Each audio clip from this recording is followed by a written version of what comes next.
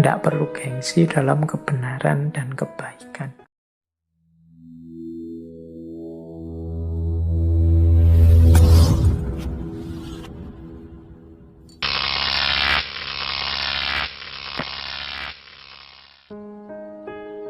Ada beberapa quotes yang populer sekali dari Imam Abu Hanifah. Yang pertama, perkataan kami ini pendapat, dan kami memperkirakan ini lebih baik.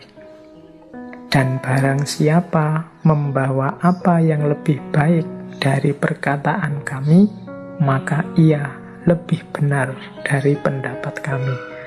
Nah, ini menurut saya pernyataan yang arif.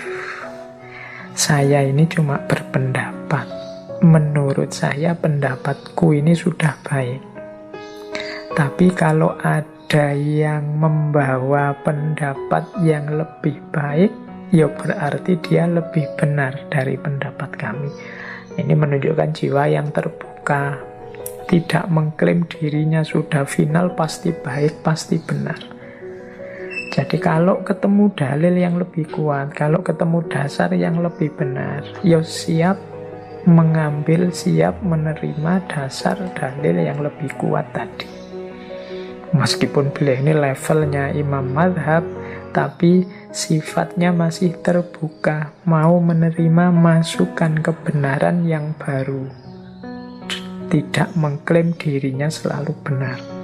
Ini menurut saya perlu diteladani. Kadang-kadang kita itu ilmu ini mau sidik baru ngerti 1-2 ayat, mengklaim dirinya sudah paham dan sangat paham tentang agama.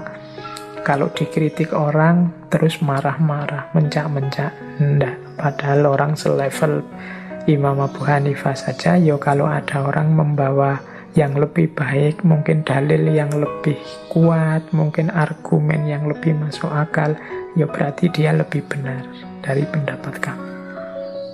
Itu yang pertama. Yang kedua, ini juga kalimat, apabila telah sahih sebuah hadis, maka hadis tersebut menjadi mazhabku. Jadi kalau ada hadis kok terbukti memang hadis itu sahih, ya sudah, berarti itulah mazhabku. Nah, ini untuk mengkritisi orang-orang yang mengkritik beliau ini ahli ra'yu, mesti pakai akalnya saja. Enggak lah. Kan yang tadi nomor 1 Al-Quran, nomor 2 Sunnah. Dan beliau sendiri bilang, ya kalau ada hadis sudah jelas sahih, ya berarti itu mazhabku, itu saja. Itu nyambung dengan kalimat selanjutnya. Apabila saya mengatakan sebuah pendapat yang menyelisihi kitab Allah dan hadis Rasulullah yang sahih, maka tinggalkanlah perkataanku.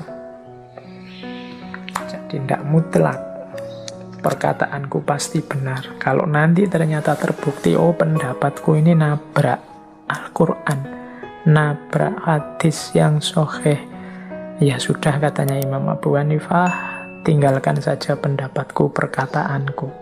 Oke, terus. Tidak halal bagi seseorang untuk mengambil atau memakai pendapat kami selama dia tidak mengetahui dari dalil mana kami mengambil pendapat tersebut. Haram bagi orang yang tidak mengetahui dalilku, dia berfatwa dengan pendapatku.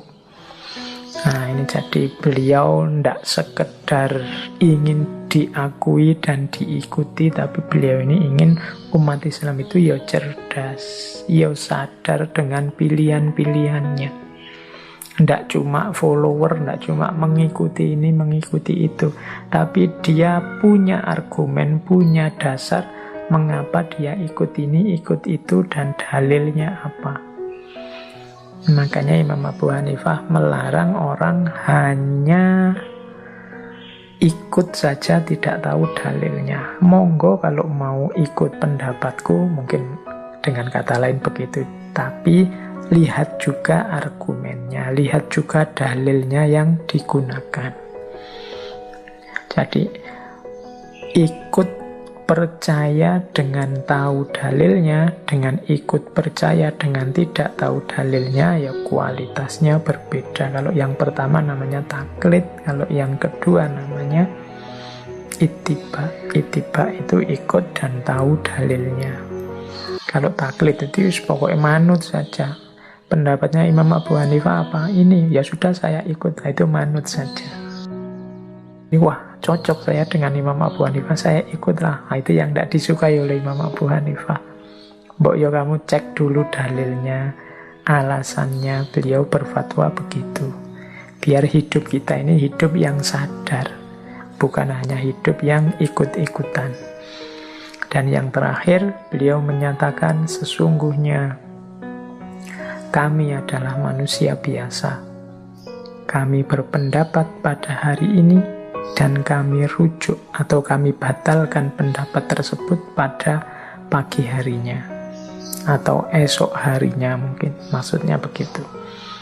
Jadi ini kesadaran yang tinggi dari Imam Abu Hanifah bahwa ya kita ini manusia, kita punya keterbatasan. Sepinter apapun kita tidak tahu segalanya, termasuk dalam agama.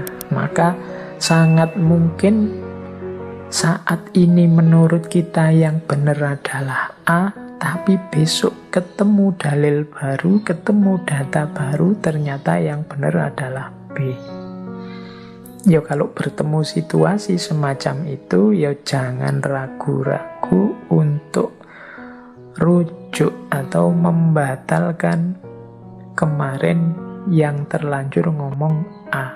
Tidak perlu gengsi dalam kebenaran dan kebaikan. Akuilah kalau memang ada yang lebih benar dan ada yang lebih baik. Tapi aliranku kan pendapatnya ini, pokoknya tetap ikut aliranku. Itu sering jadi bloknya, sering jadi penghalangnya kita menemukan kebenaran. Maka ya sudah, diakui saja, wong kita semua ini manusia, kadang-kadang keliru. Kalau memang jelas keliru, ternyata memang ada yang lebih benar, ya jangan segan-segan mengambil yang lebih benar. Nah, ini kebijaksanaan yang dituntunkan oleh Imam Abu Hanifah. Bagian ini sebenarnya menurut saya tuntunan yang luar biasa untuk kita hari ini. Banyak hari ini konflik-konflik terjadi hanya karena kita merasa diri kitalah yang paling benar. Kita tidak kuat kalau ada orang lain punya pandangan berbeda. Kita melihat orang yang berbeda pandangan itu seperti orang yang nantang kita atau orang yang ingin melawan kita. Padahal hakikatnya sekedar cuma berbeda saja. Dan tidak ada jaminan pendapat kita itu yang paling benar. Maka tetaplah terbuka, tetaplah tawadhu. Biar konflik yang tidak perlu, gegeran-gegeran yang menghabiskan energi, menghabiskan waktu. Toh nanti akhirnya ya mari menghormati pandangan kita masing-masing. Berarti kemarin gegerannya hanya buang-buang energi saja. Jadi, nah kita ikuti kebijaksanaan dari Imam Abu Hanifah ini. Jadi ya saya ini manusia biasa. Kadang saya ngomong di satu hari, ternyata besoknya ada data baru, dalil baru yang lebih baik, lebih benar. Yuk, berarti pendapat itu yang kemarin sudah saya omongkan saatnya direvisi. Nah, jadi kan enak, tidak pakai ngotot, tidak pakai ngeyel. Oke, ini menurut saya kebijaksanaan dalam berpikir.